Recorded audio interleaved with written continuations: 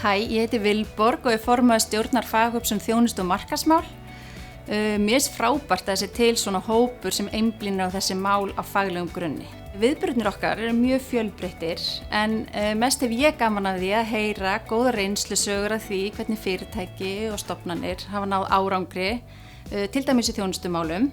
Þjónustan er alltaf að verða stærri og stærri þáttur í starfsemi fyrirtækja og það er ánægilegt að þau deila sögunni sinni með okkur.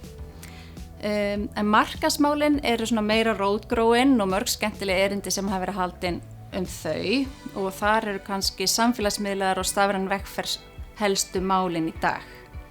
Við í faghópnum fengum Andrés Jónsson til okkar árið 2020. Hann hélt mjög vinsælt erindi það hvernig eigi að nálgast ráðningaferli og hvað eigi hafa í huga varðandi prófílinn sinn á LinkedIn. Sá viðburður var mjög vel sóttur, enda mikilvægt að vera sýnilegur á samfélagsmiðlum til að koma sínu á framfæri.